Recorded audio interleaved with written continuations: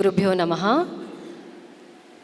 ದೈವಸ್ಥಾನದ ಎಲ್ಲ ದೈವದೇವರಿಗೆ ನಮಿಸುತ್ತಾ, ವೇದಿಕೆಯಲ್ಲಿರುವ ನನ್ನೆಲ್ಲ ಹಿರಿಯರಿಗೆ ನಮಸ್ಕಾರವನ್ನು ನೀಡುತ್ತಾ, ವೇದಿಕೆಯ ಮುಂಭಾಗದಲ್ಲಿರುವಂತಹ ಎಲ್ಲರಿಗೂ ನನ್ನ ದೊಡ್ಡದೊಂದು ನಮಸ್ಕಾರ.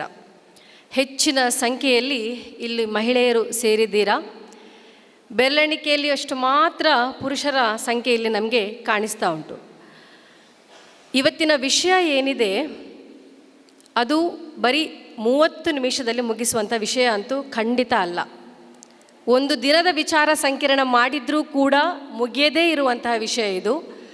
ಒಂದು ದೊಡ್ಡ ಪ್ರಬಂಧವನ್ನೇ ಬರಿಬೋದು ಇದರ ಮೇಲೆ. ಎಷ್ಟೋ ಜನ ಈ ವಿಚಾರವನ್ನು ತೆಗೆದುಕೊಂಡು PhD ಥೀಸಿಸನ್ನು ಮಾಡ್ತಾ ಇದ್ದಾರೆ, ಸಂಶೋಧನೆಗಳನ್ನು ಮಾಡ್ತಾ ಇದ್ದಾರೆ. ಆದರೆ ನಾನಿವಾಗ ಬರೀ 30 ನಿಮಿಷದಲ್ಲಿ ಯಾವ ವಿಚಾರಗಳು ತುಂಬ ಪ್ರಮುಖವಾಗಿದೆ ಅದನ್ನು ಮಾತ್ರ ಇಲ್ಲಿ ಮಾತಾಡಲಿಕ್ಕೆ ಇಷ್ಟಪಡ್ತೇನೆ. ಇಲ್ಲಿ ಈ ವಿಚಾರ ಏನು ಅಂತ ಹೇಳಿದರೆ, ವೃತ್ತಿ ಮತ್ತು ಬದುಕಿನಲ್ಲಿ ಮಹಿಳೆ ಎದುರಿಸುವಂತಹ ಸವಾಲುಗಳು. ಒಂದು ಹೆಣ್ಣು ಮಗು ಜನನವಾದಾಗ ನಮ್ಮ ಪ್ರತಿಕ್ರಿಯೆ ಏನಿರ್ತದೆ? ಇತ್ತೀಚಿನ ದಿನಗಳಲ್ಲಿ ನಾವು ಇನ್ಸ್ಟಾಗ್ರಾಮ್ ಅಥವಾ ವಾಟ್ಸ್ಯಾಪ್ ಅಥವಾ ಟ್ವಿಟರ್ ಅಥವಾ ಬೇರೆ ಬೇರೆ ಅಂದರೆ ಸೋಷಿಯಲ್ ಮೀಡಿಯಾಗಳಲ್ಲಿ ಏನು ಕಾಣ್ತೇವೆ ಅಂತ ಹೇಳಿದರೆ, ಇತ್ತೀಚಿನ ಜನರೇಷನ್ನವರು, ಈಗದ ಜನಾಂಗದವರು ಒಂದು ಹೆಣ್ಣು ಮಗು ಆದರೆ ನನಗೊಂದು ದೇವತೆ ಹುಟ್ಟಿದ್ಲು, ನನಗೊಬ್ಳು ಏಂಜಲ್ ಹುಟ್ಟಿದ್ಲು, ಸೊ ನಮ್ಮ ಮನೆಗೆ ಲಕ್ಷ್ಮಿ ಬಂತು, ಹೀಗೆಲ್ಲ ಇತ್ತೀಚಿನ ದಿನದ ಮಾತುಗಳು. ಆದರೆ ನೀವೆಲ್ಲರೂ ಹುಟ್ಟಿದಾಗ ಯಾವ ರೀತಿಯಾಗಿ ಒಂದು ಹೆಣ್ಣು ಮಗುವನ್ನು ಈ ಸಮಾಜ ಒಪ್ಪಿಕೊಳ್ತದೆ? ಯಾವ ರೀತಿ ಇತ್ತು ರಿಯಾಕ್ಷನ್? ಒಂದು ಹೆಣ್ಣು ಮಗು ಹುಟ್ಟಿದ ಕೂಡಲೇ ಪೊಣ್ಣು ಬಾಲೆನ ಭಾರಿ ಬಂಗ ಉಂಡು. ಯಾಕೆ ಹೆಣ್ಣು ಮಗು ಆದರೆ ಭಾರಿ ಕಷ್ಟ? ಯಾಕಂತ ಹೇಳಿದರೆ, ಹೆಣ್ಣು ಭೂಮಿಗೆ ಬರುವಾಗಲೇ ದೊಡ್ಡ ಹೊರೆಯನ್ನೇ ಹೊತ್ತುಕೊಂಡು ಬರ್ತಾಳೆ. ಅವಳ ಮದುವೆಯ ಖರ್ಚು ತುಂಬ ಮುಖ್ಯವಾದ ಖರ್ಚು, ವಿದ್ಯೆ ಇದೆಲ್ಲ ತದನಂತರದ, ಅದರ ಬಗ್ಗೆ ಹೆಚ್ಚು ನಾವು ಟೆನ್ಷನ್ ಮಾಡ್ಕೊಳ್ಳೋದಿಲ್ಲ. ಆದರೆ ಅವಳ ಮದುವೆ ಆಗಬೇಕು, ಮದುವೆಯ ಖರ್ಚು, ಬಂಗಾರದ ಖರ್ಚು. ಸೊ ಖರ್ಚು ವೆಚ್ಚಗಳ ವಿಚಾರವೇ ಹೆಣ್ಣು ಅಂತ ಬಂದಾಗ ಬರುವಂಥದ್ದು ಖರ್ಚು ವೆಚ್ಚಿನ ವಿಚಾರ. ಹಾಗಾಗಿ ಹೆಣ್ಣು ಮಗು ಆದ ಕೂಡಲೇ ಮೊದಲೆಲ್ಲ ಹಿರಿಯರಲ್ಲಿ ಪೊಣ್ಣು ಬಾಲೆನಾ ಅಂತ ಹೇಳ್ತಾಯಿದ್ರು. ಯಾಕೆ ಈ ತಾರತಮ್ಯ ಅಂತ ಹೇಳಿದರೆ, ಈಗ ನಾವು ಮಾತಾಡ್ತಿದ್ದೇವೆ ಯಾವ ವಿಷಯ ಅಂತ ಹೇಳಿದರೆ, ವೃತ್ತಿ ಮತ್ತು ಬದುಕಿನಲ್ಲಿ ಮಹಿಳೆ ಎದುರಿಸುವಂತಹ ಸವಾಲುಗಳು. ಇವತ್ತು ನಾವು ಮಹಿಳೆಯರನ್ನು ಎಲ್ಲ ಕ್ಷೇತ್ರಗಳಲ್ಲಿ ಕಾಣ್ತಾ ಇದ್ದೇವೆ. ಎಲ್ಲ ಕ್ಷೇತ್ರ ಅಂತ ಹೇಳಿದರೆ ಅದು ವೈದ್ಯಕೀಯ ಕ್ಷೇತ್ರ ಆಗಿರ್ಬೋದು, ವಿದ್ಯಾಕ್ಷೇತ್ರ ಆಗಿರ್ಬೋದು, ತಂತ್ರಜ್ಞಾನದ ಕ್ಷೇತ್ರ ಆಗಿರ್ಬೋದು, ಆವಿಷ್ಕಾರಗಳಾಗ್ಬೋದು, ಸಂಶೋಧನೆಗಳಾಗ್ಬೋದು, ಚಂದ್ರಯಾನಕ್ಕೆ ಹೋಗಿರ್ಬೋದು. ಆದರೆ ಚಂದ್ರಯಾನಕ್ಕೂ ಹೋದರೂ ಕೂಡ ನಾವು ನಮ್ಮ ಮಹಿಳೆಯರ ಹತ್ರ ಏನನ್ನು ಎಕ್ಸ್ಪೆಕ್ಟ್ ಮಾಡ್ತೇವೆ? ಚಂದ್ರಯಾನಗ್ಲ ಪೋಲೆ, ಸೂರ್ಯಯಾನಗ್ಲ ಪೋಲೆ, ಓಡೆಗ್ಲ ಪೋಲೆ, ಇಲ್ಲಡೊಂಜಿ ಚಾ ತಿಂಡಿ ನುಪ್ಪು ಕಜ್ಜಿಪ್ಪು ಮಂತದಿ ಇದು ಪೋಲೆ ಅಂತ ಹೇಳಿ. ಹೌದಾ ಅಲ್ವಾ? ನಾನು ನೇರವಾಗಿ ವಿಷಯಕ್ಕೆ ಬರ್ತೇನೆ, ಪೀಠಿಕೆಯೆಲ್ಲ ಏನೂ ಬೇಡ. ನನ್ನ ಮಾತುಗಳು ಒಂದು ಸ್ವಲ್ಪ ಕಟು ಅಂತ ಅನಿಸ್ಬೋದು. ಸ್ವಲ್ಪ ನೇರ ನುಡಿಗಳಿಂದ ಕೆಲವೊಂದು ವಿಚಾರಗಳನ್ನು ನಾನು ಇಲ್ಲಿ ಮಾತಾಡಬೇಕು ಅಂತ ಹೇಳುವ ನಿರ್ಧಾರದಲ್ಲೇ ಬಂದಿದ್ದೇನೆ. ದಯವಿಟ್ಟು ವೇದಿಕೆಯಲ್ಲಿರುವ ಹಿರಿಯರು, ಹಾಗೆ ವೇದಿಕೆಯ ಮುಂಭಾಗದಲ್ಲಿರುವ ಹಿರಿಯರು, ಕೆಲವೊಂದು ವಿಚಾರಗಳು ನಿಮಗೆ ಕಟು ಅಂತ ಅನಿಸಿದರೆ ದಯವಿಟ್ಟು ಕ್ಷಮೆ ಇರಬೇಕು. ಆದರೆ ಈ ವಿಚಾರಗಳನ್ನು ನಾನು ಮಾತಾಡಲೇಬೇಕು. ನಾನು ಒಬ್ಬ ಉಪನ್ಯಾಸಕಿಯಾಗಿ ಈ ವಿಚಾರಗಳನ್ನು ನಿಮ್ಮ ಮುಂದೆ ಇಡದೇ ಇದ್ದರೆ ಬಹುಶಃ ಮುಂದಿನ ಜನಾಂಗದಲ್ಲಿ ನಾವು ತುಂಬ ಸಮಸ್ಯೆಗಳನ್ನು ನಮ್ಮ ಮಕ್ಕಳು ಎದುರಿಸುವುದಂತೂ ಖಂಡಿತ ಸತ್ಯ. ಹಾಗೆ ಕೆಲವೊಂದು ವಿಚಾರಗಳು ತುಂಬ ಕಟುವಾದ ವಿಚಾರಗಳು. ಈಗ ಇಷ್ಟು ಜನ ಮಹಿಳೆಯರು 10 ಗಂಟೆಗೆ ಸರಿಯಾಗಿ ಇಲ್ಲಿಗೆ ಬರಬೇಕಾಗಿತ್ತು. ಏನೆಲ್ಲ ವ್ಯವಸ್ಥೆ ಮಾಡಿಟ್ಟು ಬಂದಿದ್ದೀರಾ ನೀವು ಬರುವಾಗ? ಬೆಳಿಗ್ಗೆ 5 ಗಂಟೆಗೆ ಎದ್ದಿರ್ತೀರಾ, ಅಥವಾ ಅದಕ್ಕಿಂತ ಮುಂಚೆನೂ ಎದ್ದಿರ್ಬೋದು. ತಿಂಡಿ, ನೀರು ಬಿಸಿ ಮಾಡೋದು, ಅಡುಗೆ, ಮಧ್ಯಾಹ್ನಕ್ಕೆ ಮನೆಯಲ್ಲಿರುವ ಹಿರಿಯರಿಗೆ ಬೇಕಾದ ವ್ಯವಸ್ಥೆ, ಗಂಡನಿಗೆ, ಮಕ್ಕಳಿಗೆ ಎಲ್ಲ ವ್ಯವಸ್ಥೆಗಳನ್ನು ಮಾಡಿಟ್ಟು ಬಂದವರೇ ಇಲ್ಲಿ ಇರುವಂತಹವರು. ಸರಿನಾ ಇದು? ಯಾಕೆ ನಮ್ಮ ಮೇಲೆ ಈ ಜವಾಬ್ದಾರಿ? ಇಂತಹ ಜವಾಬ್ದಾರಿ ಯಾಕೆ ಮಹಿಳೆ ಮಾತ್ರ ತನ್ನ ತಲೆಯ ಮೇಲೆ ಹೊರ್ತಾಳೆ? ಇನ್ನೊಂದು ಉದಾಹರಣೆ ಹೇಳ್ತೇನೆ. ಇಬ್ಬರು ಗಂಡ ಹೆಂಡತಿ, ಇಬ್ಬರು ಕೂಡ ಪ್ರತಿಷ್ಠಿತ ಬ್ಯಾಂಕ್ಗಳಲ್ಲಿ ಉದ್ಯೋಗಿಗಳು. ನನಗೆ ಹೀಗೆ ಮಾತಾಡೋದಕ್ಕಿಂತ ಸ್ವಲ್ಪ ನಿಮ್ಮ ಮುಂದೆ ಬಂದು ಮಾತಾಡಿದರೆ ಕಂಫರ್ಟೇಬಲ್ ಅಂತ ಅನಿಸ್ತದೆ.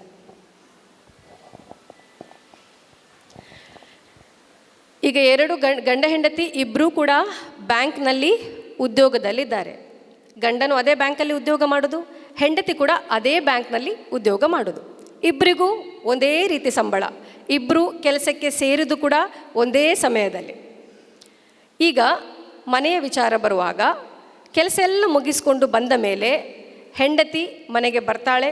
ಮನೆಗೆ ಬಂದ ಕೂಡಲೇ ನೇರ ಅವಳ ಎಂಟ್ರಿ ಎಲ್ಲಿಗೆ? ಅಡಿಗೆ ಕೋಣೆಗೆ. ಅವಳಿಗಿನ್ನೇನು ವಿಶ್ರಾಂತಿ ಸಿಗಬೇಕು ಅದರ ಬಗ್ಗೆ ಅವಳು ಮತ್ತೆ ಆಲೋಚಿಸ್ತಾಳೆ. ಅವಳ ಫಸ್ಟ್ ಎಂಟ್ರಿ ಎಲ್ಲಿಗೆ? ಅಡಿಗೆ ಕೋಣೆಗೆ.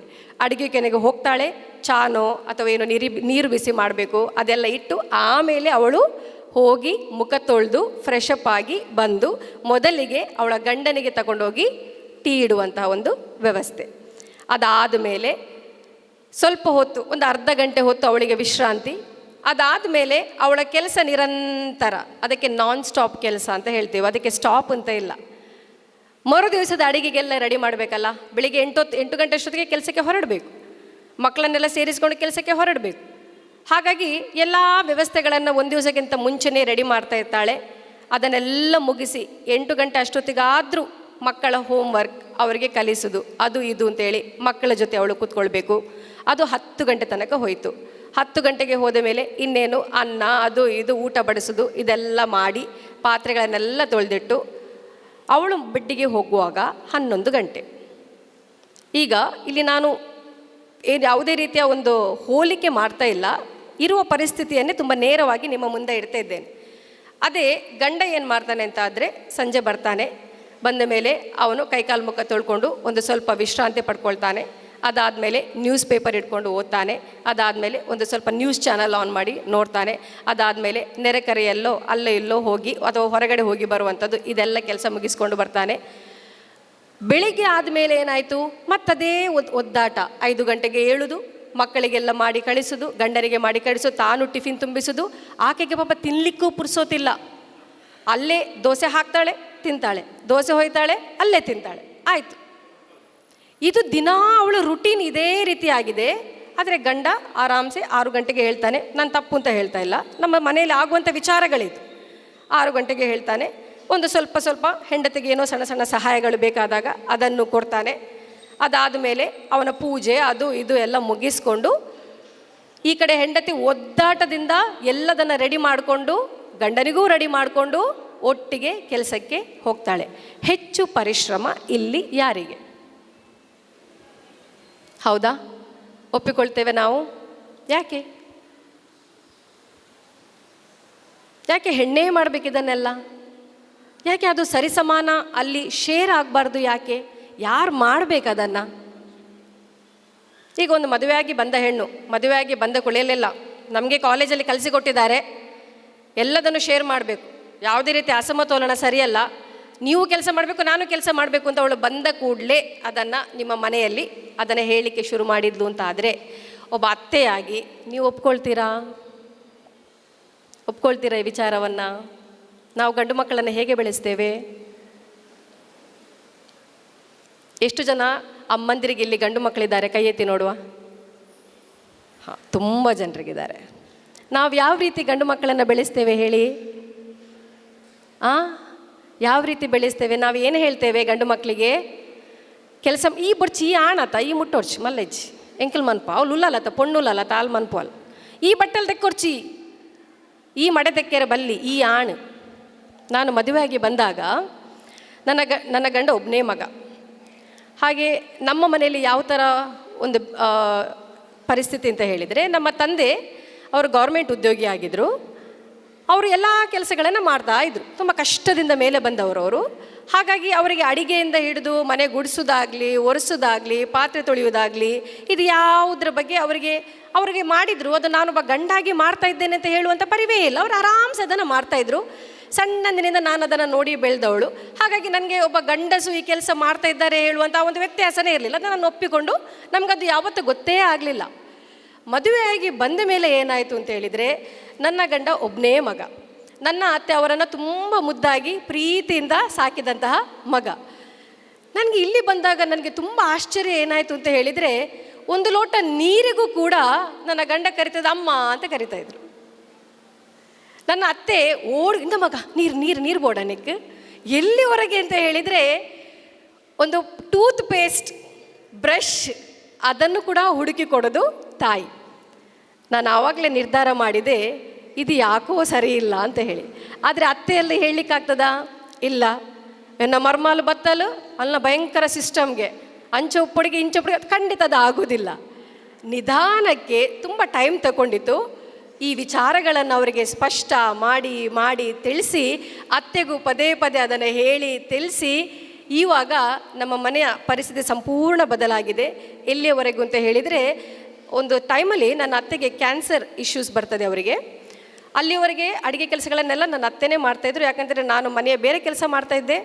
ಅಡುಗೆ ಕೋಣೆ ಅವ್ರಿಗೊಂದು ಅಸ್ತಿತ್ವ, ಅದು ಎಲ್ಲ ಹೆಣ್ಣುಮಕ್ಕಳಿಗೊಂದು, ಎಸ್ಪೆಷಲಿ ಅತ್ತೆ ಅಂದ್ರಿಗೆ ಅದೊಂದು ಇರ್ತದೆ. ಅಡುಗೆ ಕೋಣೆ ಅಂತ ಅವ್ರಿಗೊಂದು ಅಸ್ತಿತ್ವ. ಹಾಗಾಗಿ ನಾನು ಅವರನ್ನು ಅದರಲ್ಲಿ ಡಿಸ್ಟರ್ಬ್ ಮಾಡಲಿಕ್ಕೆ ಹೋಗ್ತಾ ಇರಲಿಲ್ಲ ಇತ್ತು. ನಾನು ಸ್ವಲ್ಪ ಮಾಧ್ಯಮದಲ್ಲೆಲ್ಲ ಬ್ಯುಸಿ ಇದ್ದೆ. ನಮ್ಮ ಟಿ ವಿ, ನಮ್ಮ ಕುಡ್ಲ ಚಾನಲ್ಗಳೆಲ್ಲ ನಾನು ಆ್ಯಂಕರ್ ಆಗಿ ಕೆಲಸ ಮಾಡ್ತಾಯಿದ್ದೆ. ಅದರ ಜೊತೆಯಲ್ಲಿ ನನ್ನ ವಿದ್ಯಾಭ್ಯಾಸ ಕೂಡ, ನಾನು PhD ಅದು ಇದು ಅಂತ ಹೇಳಿ ಒಟ್ಟೊಟ್ಟಿಗೆ ಎಲ್ಲ ಆಗ್ತಾಯಿತ್ತು. ಹಾಗಾಗಿ ನನಗೆ ನನ್ನ ಅತ್ತೆ ತುಂಬ ಯಾವುದೇ ರೀತಿಯ ರಿಸ್ಟ್ರಿಕ್ಷನ್ ಹಾಕ್ತಾ ಇರಲಿಲ್ಲ ಇತ್ತು. ಬೇರೆ ಕೆಲಸ ಮಾಡಿ ನಾನು ಕಾಲೇಜಿಗೆ ಹೋಗ್ತಾಯಿದ್ದೆ, ನನ್ನ ಕೆಲಸ ಮಾಡ್ತಾಯಿದ್ದೆ. ಹೀಗೆ ಆದಾಗ ಅವ್ರಿಗೊಂದು ಸಲ ಅನಾರೋಗ್ಯ ಆಗುತ್ತೆ. ಅನಾರೋಗ್ಯ ಆದಂಥ ಸಂದರ್ಭದಲ್ಲಿ ಎಲ್ಲಿಯವರೆಗೆ ಸಮಸ್ಯೆ ಬಂದಿತ್ತು ಅಂತ ಹೇಳಿದರೆ, ಮನೆಯ ಸಂಪೂರ್ಣ ಜವಾಬ್ದಾರಿ ನನ್ನ ತಲೆಯ ಮೇಲೆ ಬಿತ್ತು. ನನ್ನ ತಲೆ ಬಿದ್ದದ್ದು ಬರೀ 1 ತಿಂಗಳು ಸಾಕಾಯಿತು, ನನ್ನ ಆರೋಗ್ಯ ಹಾಳಾಯಿತು. ಯಾಕಂತ ಹೇಳಿದರೆ, ಮನೆಯ ಸಂಪೂರ್ಣ ಜವಾಬ್ದಾರಿ ನನ್ನ ಮೇಲೆ. ಅತ್ತೆ ಯಾವತ್ತೂ ಅವರ ಗಂಡನಿಂದಾಗಲಿ ಅವರ ಮಗನಿಂದಾಗಲಿ ಯಾವುದೇ ಕೆಲಸ ಮಾಡಿಸಿದ್ದಿಲ್ಲ. ಅಲ್ಲಿಗೆ ಗೊತ್ತಾಯಿತು, ನನ್ನ ಗಂಡನಿಗೂ ಅರಿವಾಯಿತು, ನನ್ನ ಮಾವನಿಗೂ ಅರಿವಾಯಿತು, ನಾವು ನಮ್ಮನ್ನು ಕೆಲಸಗಳಲ್ಲಿ ತೊಡಗಿಸಿಕೊಳ್ಬೇಕು ಅಂತೇಳಿ. ಅಲ್ಲಿಂದ ಶುರುವಾದಂಥ ಮೊದಲ ಕೆಲಸ ಅವರು ತಿಂದ ಬಟ್ಟಲನ್ನು ತೊಳೆಯುವಂಥದ್ದು. ಅರ್ಥ ಆಯ್ತಾ? ಅಲ್ಲಿಂದ ಶುರುವಾಗಿ ಇವಾಗ ಎಲ್ಲಿವರೆಗೆ ಅಂತ ಹೇಳಿದರೆ, ನನ್ನ ಅತ್ತೆಯ ಶುಶ್ರೂಷೆಯನ್ನು ನನ್ನ ಮಾವನೇ ಮಾಡ್ತಾರೆ, ನಾವು ಮಾಡ್ತೇವೆ. ನಾವಿಲ್ಲದ ಸಮಯದಲ್ಲಿ ಮಾವ ಮಾಡ್ತಾರೆ. ಮನೆಯ ಅಡುಗೆ ಕೆಲಸಗಳನ್ನೆಲ್ಲ ನನ್ನ ಪತಿ ಕೂಡ ನನ್ನ ಜೊತೆ ಸೇರಿಕೊಂಡು ನಾವು ಕೆಲಸ ಮಾಡ್ತೇವೆ. ಹಾಗಾಗಿ ಬಹುಶಃ ಇವತ್ತು ಆರಾಮ್ಸೆ ನಾನು ಹೇಳ್ತಾ ಇದ್ದೇನೆ, ತಪ್ಪು ಮಾಡಿರೋದು ನಾವೇ. ನಿಮ್ಮ ಮಗು ಗಂಡಾಗಲಿ ಹೆಣ್ಣಾಗಲಿ ಭೇದ ಮಾಡಬೇಡಿ. ಇಬ್ಬರಿಗೂ ಎಲ್ಲ ಕೆಲಸಗಳು ಗೊತ್ತಿರಬೇಕು. ಮನೆ ಕೆಲಸಗಳು ಗೊತ್ತಿರಬೇಕು. ಅದು ಸಣ್ಣ ಸಣ್ಣ ಕೆಲಸ ಆಗಿದ್ದರೂ ಪರವಾಗಿಲ್ಲ. ಅಡುಗೆ ಮಾಡೋದ್ರಿಂದ ಹಿಡಿದು, ಮನೆ ಗುಡಿಸೋದ್ರಿಂದ ಹಿಡಿದು, ಕಸ ತೆಗೆಯೋದ್ರಿಂದ ಹಿಡಿದು, ಬಟ್ಟೆ ಒಗೆಯೋದ್ರಿಂದ ಹಿಡಿದು ಎಲ್ಲದನ್ನು ನಿಮ್ಮ ಹೆಣ್ಣು ಮಗುವಿಗೂ ಗಂಡು ಮಗುವಿಗೂ ಇಬ್ಬರಿಗೂ ಕಲಿಸಿ. ಯಾಕೆ ಕಲಿಸಿ ಅಂತ ಹೇಳ್ತಾ ಇದ್ದೇನೆ ಅಂತ ಹೇಳಿದರೆ, ನಿಮ್ಮ ಹೆಣ್ಣು ಮಗುವಾಗಲಿ ನಿಮ್ಮ ಗಂಡು ಮಗುವಾಗಲಿ ಇಬ್ಬರೂ ಕೆಲಸಕ್ಕೆ ಹೋಗುವವರೇ.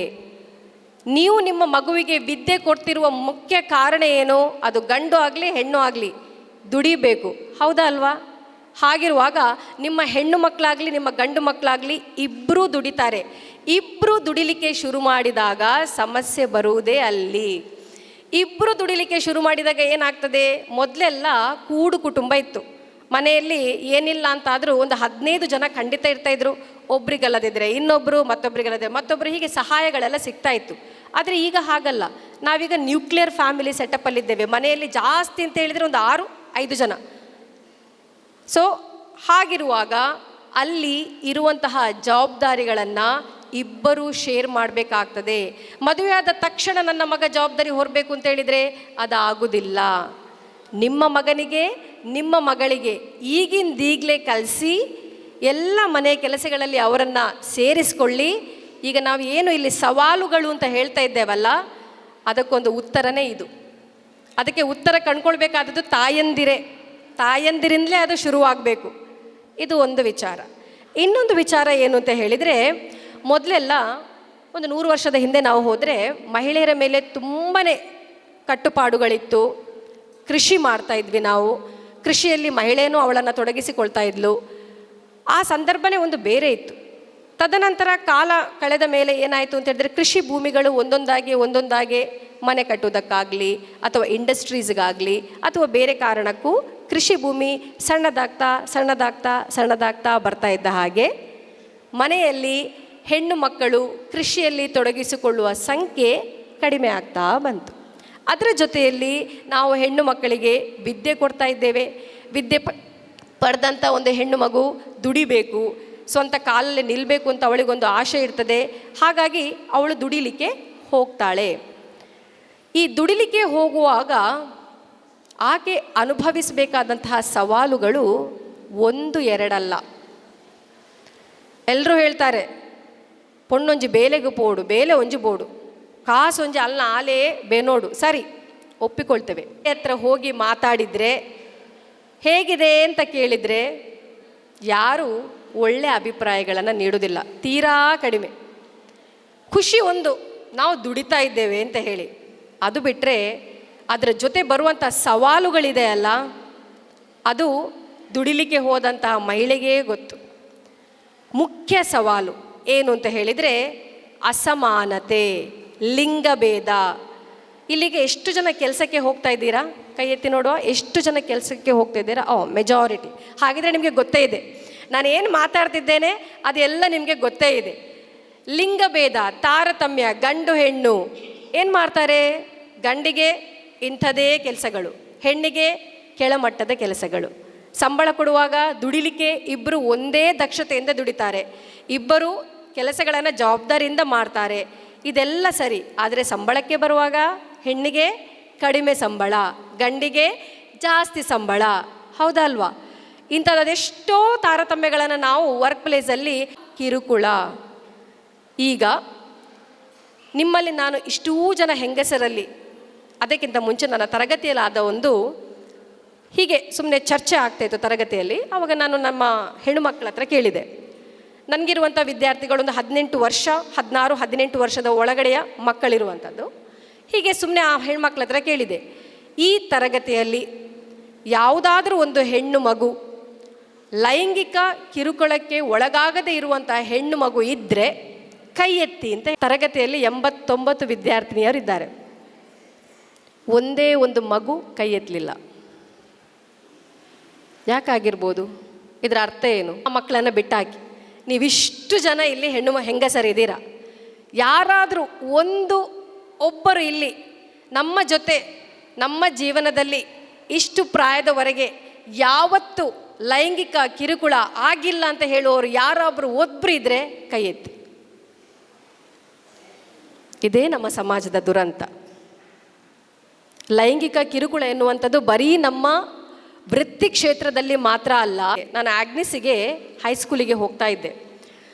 ಆವಾಗ ಹೋಗ್ತಾ ಇರುವಾಗ ನಾವು ಹುಡುಗಿಯರದ್ದು ನಮಗೊಂದು ಟೆಕ್ನಿಕ್. ಏನು ಟೆಕ್ನಿಕ್ ಅಂತ ಹೇಳಿದ್ರೆ ಪಿನ್ ಹಿಡ್ಕೊಂಡು ಹೋಗೋದು. ಪಿನ್ ಯಾಕೆ? ಆ ಪಿನ್ ಕೈಯಲ್ಲೇ ಇರ್ತದೆ.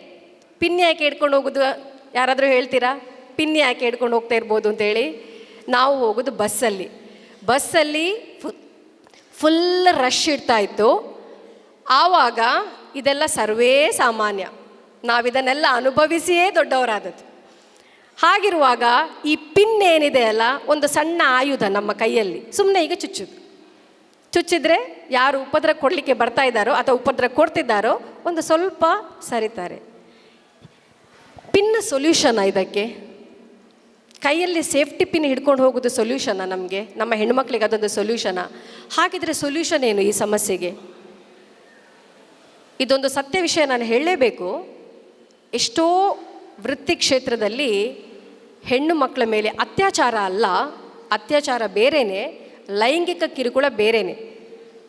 ಈ ಲೈಂಗಿಕ ಕಿರುಕುಳ ಎನ್ನುವಂಥದ್ದು ಸಾಮಾನ್ಯವಾಗಿ ಎಲ್ಲ ವೃತ್ತಿ ಕ್ಷೇತ್ರದಲ್ಲಿ ಆಗ್ತಾ ಇರುವಂಥ ಒಂದು ದುರಂತ. ಆದರೆ ಯಾವುದೇ ಹೆಣ್ಣು ಮಗು ಅದನ್ನು ಓಪನ್ ಆಗಿ ಎಲ್ಲೂ ಹೇಳ್ಕೊಳ್ಳೋದಿಲ್ಲ. ಯಾಕೆ? ಈಗೊಂದು ಹೆಣ್ಣು ಮಗು ಬಂದು ಹೇಳಿತು, ನನಗೆ ಹೀಗೆ ಮಾಡಿದರು ಅಂತೇಳಿ. ಇಮಿಡಿಯೇಟ್ ನಮ್ಮ ರೆಸ್ಪಾನ್ಸ್ ಏನಿರ್ತದೆ? ಮೋಲ್ ದಾದ ಮಲ್ತು ಪೊಡಿಯಾ ಇಜ್ ನಾಯದಾದ ಮೊಲೆಗೆ ಬತ್ತೆ ಕೈಪಾಡೋನು. ಹೌದಾ ಅಲ್ವಾ? ನಮ್ಮ ರೆಸ್ಪಾನ್ಸ್ ಯಾವ ಥರ ಇರ್ತದೆ? ಇದನ್ನೆಲ್ಲ ನಾವು ಆಲೋಚನೆ ಮಾಡಬೇಕು. ಈ ಲೈಂಗಿಕ ಕಿರುಕುಳಕ್ಕೆ ಇನ್ನೊಂದು ಪ್ರಮುಖ ಕಾರಣ ಏನು ಅಂತ ಹೇಳಿದರೆ, ಮುಖ್ಯವಾಗಿ ನಮ್ಮ ಮಕ್ಕಳ, ಅದರಲ್ಲೂ ಗಂಡು ಮಕ್ಕಳ ಆಲೋಚನಾ ವಿಧಾನನೇ ಸರಿ ಇಲ್ಲ. ಏನಾಗ್ತಿದೆ ನಮ್ಮ ಗಂಡು ಮಕ್ಕಳ ಆಲೋಚನೆಯಲ್ಲಿ? ಎಲ್ಲಿ ತಪ್ಪಾಗ್ತಿದೆ? ಮನೆಗೆ ಮನೆಯಲ್ಲಿ ಹೆಂಡತಿ ಇದ್ದರೆ ಗಂಡಂದಿರಿಗೆ, ಎಲ್ಲರೂ ಅಂತಲ್ಲ, ಅದು ಕೆಲವು ಗಂಡಂದಿರಿಗೆ ಒಂದು ಅಭ್ಯಾಸ ಇದೆ, ಹೆಂಡತಿಯನ್ನು ಎಲ್ಲದಕ್ಕೂ ಹೀಯಾಳಿಸುವಂಥದ್ದು, ಎಲ್ಲದಕ್ಕೂ ಆಕೆಯನ್ನು ಒಂದು ರೀತಿ ತಾತ್ಸಾರದಿಂದ ನೋಡುವಂಥದ್ದು. ಆ ಗಂಡು ಮಗುವಾಗಲಿ ಹೆಣ್ಣು ಮಗುವಾಗಲಿ ಇದನ್ನು ನೋಡಿ ನೋಡಿ ಬೆಳೀತದೆ. ಆವಾಗ ಆ ಮಗು ಏನು ಮಾಡ್ತದೆ?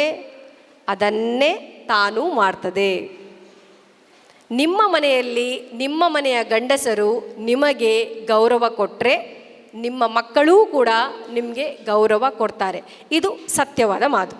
ಇದರಲ್ಲಿ ಏನು ನಿಮಗೆ ಡೌಟೇ ಬೇಡ. ಯಾವಾಗ ನಿಮ್ಮ ಮನೆಯ ಗಂಡು ಮಕ್ಕಳು ನಿಮಗೆ ಗೌರವ ಕೊಡೋದಿಲ್ವೋ, ನಿಮ್ಮ ಮಕ್ಕಳು ಕೊಡಬೇಕು ಅನ್ನೋದನ್ನು ನೀವು ಎಕ್ಸ್ಪೆಕ್ಟು ಕೂಡ ಮಾಡಬೇಡಿ, ಅವರು ಕೊಡೋದು ಇಲ್ಲ. ಇದೊಂದು ಅರ್ಥ ಆಗಬೇಕು. ಇಲ್ಲಿಗ ಗಂಡಸರ ಸಂಖ್ಯೆ ಕಮ್ಮಿ ಉಂಟು, ಆದರೆ ನಿಮ್ಮ ಗಂಡಂದಿರಿಗೆ, ನಿಮ್ಮ ಮನೆಯಲ್ಲಿರುವ ಗಂಡಸರಿಗೆ ನೀವು ತಿಳಿಸದಿದ್ರೂ ಪರವಾಗಿಲ್ಲ, ಆದರೆ ದಯವಿಟ್ಟು ನಿಮ್ಮ ಗಂಡು ಮಕ್ಕಳಿಗೆ ಇದನ್ನು ನೀವು ಕಲಿಸಲೇಬೇಕು. ಇವತ್ತು ಡಿವೋರ್ಸ್ ಸಂಖ್ಯೆ ಎಷ್ಟು ಜಾಸ್ತಿ ಆಗ್ತದೆ ಅಂತ ಹೇಳಿದರೆ, ಇತ್ತೀಚೆಗಷ್ಟೇ ನಮ್ಮ ಕಾಲೇಜಿಗೆ ಒಬ್ಬರು ವಕೀಲರು ಬಂದಿದ್ದರು. ಅವ್ರು ಏನು ಹೇಳಿದರು ಅಂತ ಹೇಳಿದರೆ, ಡಿವೋರ್ಸಿಗೆ ಒಂದು ಪ್ರಮುಖ ಕಾರಣನೇ ಇಬ್ಬರು ದುಡಿಲಿಕ್ಕೆ ಹೋಗುವಂಥದ್ದು ಅಂತ ಹೇಳಿ. ಅರೆ, ಇಬ್ಬರು ದುಡಿಲಿಕ್ಕೆ ಹೋದರೆ ಒಳ್ಳೇದಲ್ವಾ? ಈಗ ಒಂದು ರಥ ಇದೆ, ಆ ರಥ, ಜೀವನ ಹೇಳುವಂಥ ರಥ, ಅದು ಒಂದೇ ಸಮನಾಗಿ ಹೋಗಬೇಕಿದ್ರೆ ಎರಡೂ ಚಕ್ರಗಳು ತಿರುಗಬೇಕು. ಎಲ್ಲಿಯಾದರೂ ಒಂದು ಚಕ್ರ ಕಟ್ಟಾಗಿ ಬಿದ್ದರೆ ತುಂಬ ಕಷ್ಟ ಇದೆ. ಇವತ್ತಿನ ಖರ್ಚು ವೆಚ್ಚಗಳನ್ನ ನೋಡಿದರೆ ಇಬ್ಬರು ದುಡಿಬೇಕು. ಹಾಗಿದ್ರೆ ಈ ವಕೀಲರು ಏನು ಹೇಳ್ತಿದ್ದಾರೆ ಅಂತ ಹೇಳುವಾಗ, ಅವರೊಂದು ಕೆಲವು ಸತ್ಯ ಸಂಗತಿಗಳನ್ನು ನಮ್ಮ ಮುಂದೆ ಇಡ್ತಾರೆ. ಅದೇನು ಅಂತ ಹೇಳಿದರೆ, ಹೆಣ್ಮಕ್ಳು ದುಡಿತಾರೆ, ಗಂಡು ಮಕ್ಕಳು ದುಡಿತಾರೆ. ಕೆಲವೊಂದು ಸಲ ವೇತನಕ್ಕೆ ಬರುವಾಗ ಗಂಡು ಮಕ್ಕಳಿಗಿಂತ ಹೆಣ್ಣು ಮಕ್ಕಳ ವೇತನವೇ ಜಾಸ್ತಿ ಇರ್ತದೆ. ಇದು ಈಗಿನ ಮಕ್ಕಳ ಒಂದು ಪರಿಸ್ಥಿತಿ, ಸಿಚುವೇಶನ್ ಈ ರೀತಿ ಇದೆ. ಇಲ್ಲಿ ಏನಾಗ್ತದೆ, ಗಂಡು ಬಗ್ಲಿಕ್ಕೆ ರೆಡಿ ಇಲ್ಲ, ಆ ಕಡೆ ಹೆಣ್ಣು ಬಗ್ಲಿಕ್ಕೆ ರೆಡಿ ಇಲ್ಲ. ಹಾಗಿರುವಾಗ ಅಲ್ಲಿ ಸಮತೋಲನ ಖಂಡಿತ ತಪ್ಪಿಯೇ ತಪ್ತದೆ. ಈ ಸಮತೋಲನ ತಪ್ಪಿದಾಗಲೇ ಉಂಟಾಗುವಂಥ ಸಮಸ್ಯೆ ಡಿವೋರ್ಸ್. ಅದು ಆಗಬಾರ್ದು ಅಂತ ಇದ್ದರೆ ನಮ್ಮ ಹೆಣ್ಣು ಮಗುವಿಗೂ ನಮ್ಮ ಗಂಡು ಮಗುವಿಗೂ ನಾವು ಕೂತು ಹೇಳಬೇಕು ಅವರಿಗೆ, ನೋಡು ಈ ಥರ ಇದೆ. ಯಾವಾಗ ನಮ್ಮ ಗಂಡು ಮಗು ಒಂದು ಹೆಣ್ಣನ್ನು ನೋಡಿ ತಮಾಷೆ ಮಾಡೋದು ಅಥವಾ ಆ ಹೆಣ್ಣಿನ ಬಗ್ಗೆ ತುಂಬ ಕೆಟ್ಟದಾಗಿ ಮಾತಾಡಿದಾಗ ನಾವು ಅದನ್ನು ಪ್ರೋತ್ಸಾಹಿಸಿದರೆ, ಆ ಮಗು ಮುಂದೊಂದು ದಿನ ನಿಮ್ಮ ಮನೆಯ ಯಾವುದಾದ್ರೂ ಹೆಣ್ಣು ಮಕ್ಕಳಾಗಿರ್ಬೋದು ಅಥವಾ ಸಮಾಜದ ಯಾವುದೋ ಒಂದು ಹೆಣ್ಣು ಮಗುವಿಗೆ ಲೈಂಗಿಕ ಕಿರುಕುಳ ಕೊಡುವುದು ಸಹಜ. ಯಾಕೆ? ನೀವು ಇನ್ನೊಂದು ಹೆಣ್ಣು ಮಗುವಿನ ಬಗ್ಗೆ ಒಳ್ಳೆಯದಾಗಿ ಆ ಮಗುವಿನ ಜೊತೆ ಮಾತಾಡಿಲ್ಲ. ಯಾವಾಗ ಹೆಣ್ಣು ಮಕ್ಕಳ ಬಗ್ಗೆ ಅದು ಸತ್ಯನೇ ಆಗಿದ್ದಿರ್ಬೋದು, ಆ ಹೆಣ್ಣು ಮಗುವಿನ ನಡತೆಯಲ್ಲಿ ಏನೋ ಕೊರತೆ ಇದ್ದಿರ್ಬೋದು, ಇರಲಿ. ಆದರೆ ಯಾವಾಗ ನಿಮ್ಮ ಗಂಡು ಮಕ್ಕಳು ಇನ್ನೊಂದು ಹೆಣ್ಣಿನ ವಿಚಾರವನ್ನು ನಿಮ್ಮ ಹತ್ರ ಮಾತಾಡಿದಾಗ ಅದನ್ನು ನಿಲ್ಲಿಸಿ. ಅವರಿಗೆ ಹೇಳಿ, ಹೆಣ್ಣು ಮಕ್ಕಳ ವಿಚಾರದಲ್ಲಿ ಈ ರೀತಿ ಮಾತಾಡೋದು ತಪ್ಪು, ನಮಗೆ ಗೊತ್ತಿದೆ, ಸತ್ಯ ಏನು ಅಂತ ಗೊತ್ತಿದೆ, ಸರಿ ಇರಲಿ, ನಡತೆ ಸರಿ ಇಲ್ಲ, ಸರಿ ಇರಲಿ. ಆದರೆ ನಿಮ್ಮ ಗಂಡು ಮಗುವಿಗಾಗಲಿ ಹೆಣ್ಣು ಮಗುವಿಗಾಗಲಿ ಮೊದಲೇ ಹೇಳಬೇಕು, ಇನ್ನೊಂದು ಹೆಣ್ಣು ಮಗುವಿನ ಬಗ್ಗೆ ನಾವು ಮಾತಾಡುವುದು ಸರಿಯಲ್ಲ, ಅದು ತಪ್ಪು. ಇಲ್ಲಿಂದ ಈ ಭೇದ ಅಥವಾ ಅಸಮತೋಲನ ಅಥವಾ ಸವಾಲುಗಳು ಏನು ಅಂತ ನಾವು ಹೇಳ್ತಾ ಇದ್ದೇವಲ್ಲ, ಈ ಸವಾಲುಗಳಿಗೆ ಪ್ರಮುಖ ಉತ್ತರ ಕೊಡಬೇಕಾದವರು ಮನೆಯಲ್ಲಿರುವ ತಾಯಂದಿರೇ. ನಾವು ಸರಿ ಮಾಡಬೇಕು ಇದನ್ನು. ಒಬ್ಬ ಶ್ರೀಮಂತ ಕುಟುಂಬದಿಂದ ಬಂದಂಥ ಒಬ್ಬ ಹುಡುಗ, ಅವನಿಗೆ ಏನಾಯಿತು ಅಂತ ಹೇಳಿದರೆ, ತುಂಬ ಪ್ರತಿಷ್ಠಿತ ಕುಟುಂಬ ಅದು. ಅವರಿಗೆ ಹಣ ಖರ್ಚಿನ ವಿಚಾರ ಆಗಿರ್ಬೋದು, ಯಾವುದಕ್ಕೂ ಏನೂ ಕೊರತೆ ಇಲ್ಲ, ಎಲ್ಲ ವ್ಯವಸ್ಥೆಗಳಿದೆ. ಮನೆಯಲ್ಲಿ ತುಂಬ ಜನ ಇದ್ದಾರೆ, ಕೆಲಸಕ್ಕೆ ಆಳು ಕಾಳು ಎಲ್ಲ ಇದ್ದಾರೆ. ಈ ಹುಡುಗ ಕೆಲವು ಪಡ್ಡೆ ಹುಡುಗರ ಜೊತೆ ಸೇರಿಕೊಂಡು ದಾರಿಯಲ್ಲಿ ಹೋಗುವ ಬರುವ ಹೆಣ್ಣು ಮಕ್ಕಳಿಗೆಲ್ಲ ತಮಾಷೆ ಮಾಡೋದು, ಅಥವಾ ಯಾರ್ದೋ ಹೆಸರು ಹೇಳಿ ಅಥವಾ ಯಾರಿಗೋ ಸಂಬಂಧ ಕಟ್ಟಿ ಅಥವಾ ಏನೋ ಕಿರಿಕಿರಿ ಮಾಡುವಂಥದ್ದು. ಊರಿನಲ್ಲಿರುವ ಹಲವು ಹೆಣ್ಣು ಮಕ್ಕಳ ಜೊತೆ ಸ್ನೇಹ ಸಂಬಂಧವನ್ನು ಬೆಳೆಸಿಕೊಂಡು ಅವರ ಜೊತೆ ವೈಯಕ್ತಿಕವಾಗಿ ಅವರನ್ನು ಉಪಯೋಗಿಸಿಕೊಳ್ಳುವಂಥದ್ದು. ಪಾಪ ಕೆಲವು ಬಡತನದಲ್ಲಿಂಥ ಹೆಣ್ಣು ಮಕ್ಕಳಿಗೆ ಒಬ್ಬ ಶ್ರೀಮಂತ ಏನೋ ನನಗೆ ಬಾಳು ಕೊಡ್ತಾನೆ ಅಂತ ಹೇಳಿ ಎಷ್ಟೋ ಜನ ದಾರಿ ತಪ್ಪಿದವರೂ ಇದ್ದಾರೆ. ಇದೆಲ್ಲ ಆಯಿತು. ಕೊನೆಗೆ ಅವನಿಗೆ ಒಂದು ದೊಡ್ಡ ಕುಟುಂಬದಿಂದ ಒಂದು ಹೆಣ್ಣು ಮಗಳನ್ನು ತರ್ತಾರೆ, ಮದುವೆ ಮಾಡ್ತಾರೆ, ಎಲ್ಲ ಆಯಿತು. ಅದಾಗಿ ಅವನಿಗೊಂದು ಹೆಣ್ಣು ಮಗು ಆಗ್ತದೆ. ಅವನಿಗೊಂದು ಹೆಣ್ಣು ಮಗು ಆದಾಗ ಅಲ್ಲಿಂದ ಅವನ ಟೆನ್ಷನ್ ಶುರುವಾಯಿತು. ಯಾಕೆ? ಅವನಿಗೆ ಹೆಣ್ಣು ಮಗು ಆದಾಗ ಯಾಕೆ ಅವನಿಗೆ ಟೆನ್ಷನ್ ಶುರುವಾಯಿತು? ಯಾಕಂತ ಹೇಳಿದರೆ, ತಾನು ಮಾಡಿದೆಲ್ಲ ಇವಾಗ ನೆನಪಾಗ್ತಾ ಇದೆ.